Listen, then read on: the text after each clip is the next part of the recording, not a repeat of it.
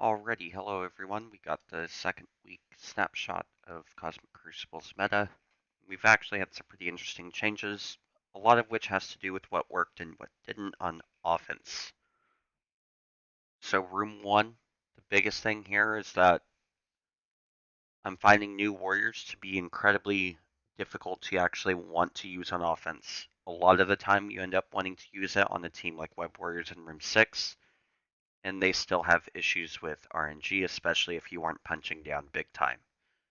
So they're increasingly finding a place in the defense meta, mostly because in offense you're having issues where you want to actually use them.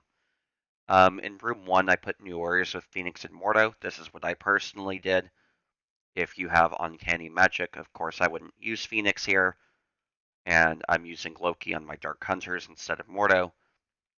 But Phoenix is going to entice people to try to use Kestrel Secret Avengers here instead of a different team like Black Order or Dark Hunters with Loki, because the Phoenix stripping the debuffs off of the rest of the team can be problematic. Apart from that, the next change we have is Heroes for Hire with Doc Ock. Using Shang-Chi and not Iron Fist is actually going to be finding its way into defense, I do believe.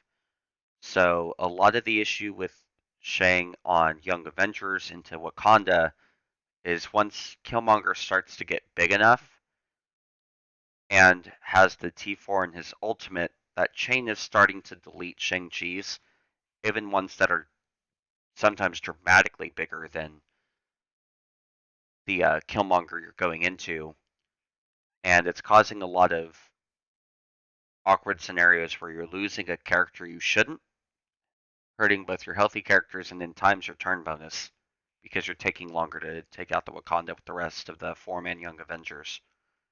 So Shang-Chi, Colin Wing, Misty, Luke Cage, and Doc Ock, 5 characters that a lot of people have really built up that were on the bench, except for Shang-Chi, can find its way onto defense here. It's going to be pulling. I'm expecting people to try to use Uncanny Magic against this, and then either Dark Hunters or a Brother Doom comp. A lot of people might try to use Black Order here, which would probably be a mistake if the Shang-Chi is quite large, because Doc Ock's going to prevent you from getting that offense down to stop Shang-Chi from really causing you a lot of pain.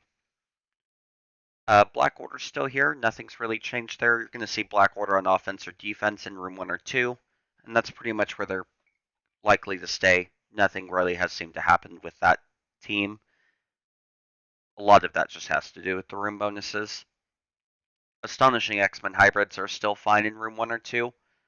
Personally, I moved them to offense. Part of that just being the team that they tend to soak up is usually that Black Order match, and some of these other matches are going to give Black Order a bit more of a problem, especially because you aren't seeing Black Order used as much in the other rooms due to the effects giving them a lot of issues in how they operate. So having teams that make the Black Order match more difficult rather than simple is going to be a lot more beneficial in these first 2 rooms. Moving on to room 3, still have the other 2 new warrior comps that you can do here. I changed the other one to new warriors with Surfer and Red Guardian instead of Dark Hunters, because I'm moving Dark Hunters to offense, seeing as how Kestrel Secret Avengers was making a big popular appearance here. And the natural counter to that is probably going to end up being a Dark Hunters comp itself, or Brother Doom. Some people might try a Black Order punch down here, but they're going to have a lot of issues with that because of the room bonus, and it's going to cause them, in particular, a difficulty in dealing with Silver Surfer. Guess I'm working my way downward up on this room for some reason. Apologize for that, but the second team is still going to be that New Warriors with JJ, Captain Marvel, and Punisher. A lot of people have had this defense set, and it's done some interesting things in room 6. I think having that team in room 3 will still do fine. If it draws out people's Eternals that they are still trying to use in room 5, that's a pretty solid win. Web Warriors. Web Warriors is going to be the ideal placement for room 3. pretty confident in this just because the only thing you're going to have flipped on that team is going to be the occasional evade off of the Spider-Man OG basic and Ghost Spider.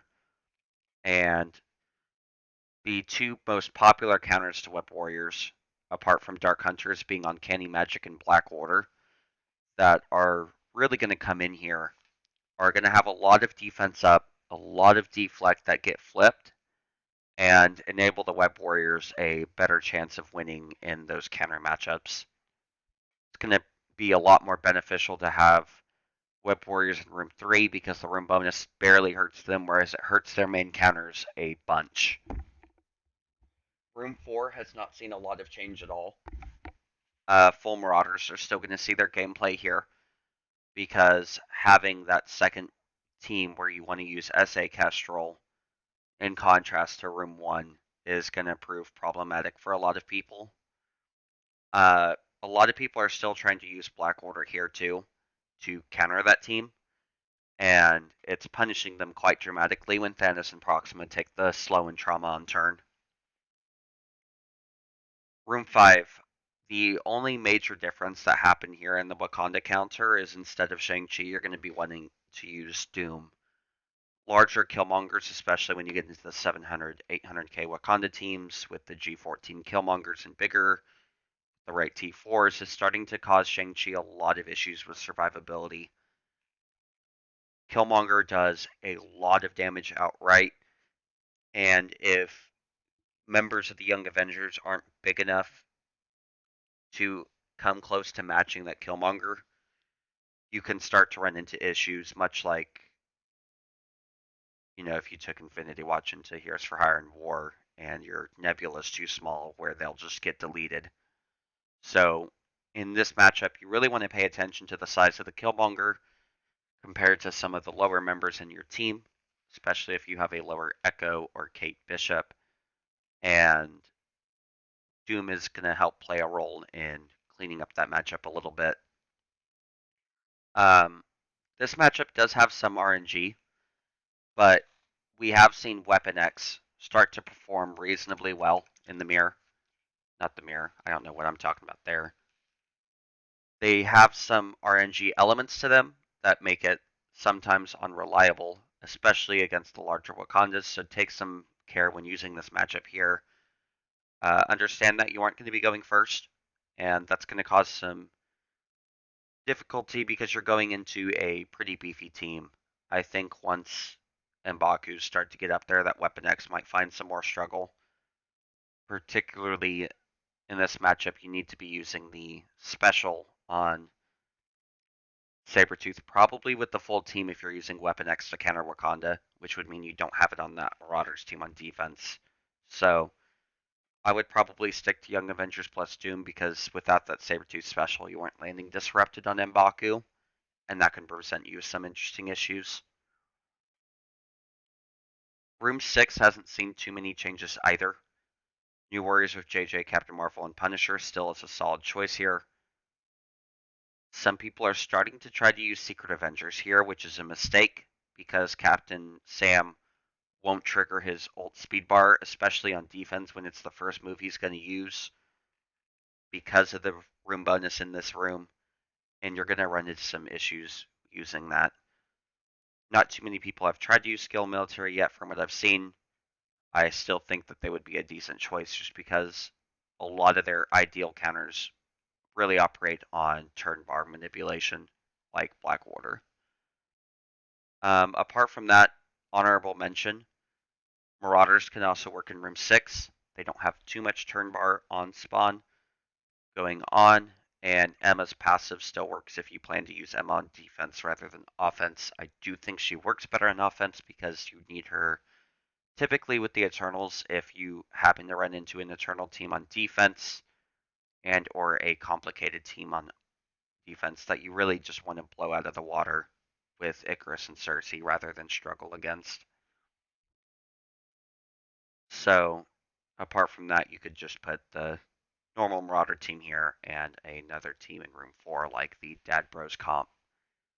That's been my snapshot for this week. Haven't seen too many crazy changes apart from Axeman probably moving to offense if you have the teams to afford it, and just using them to counter. Probably Web Warriors is kind of where I'm going with it. I'm going to see how well that performs. I know in War they can do it reasonably well. Using them in Room 3 can present some issues with flipping the defense up on Bishop and speed up from Beast on his ultimate if we see a lot of Web Warriors in Room 3. So that's going to be something to watch out for the Astonishing X-Men. I do think Heroes for Hire needs to be on defense, following the damage trend on Killmonger as he seems to get larger and Shang-Chi struggles to survive in the Young Avengers matchup. I have a Twitch, of course, at Thame7, and I started my YouTube up under a Thame. So if you like this video, like and subscribe, follow me on Twitch, and I appreciate the support, and we will see you on this Meta Snapshot next week.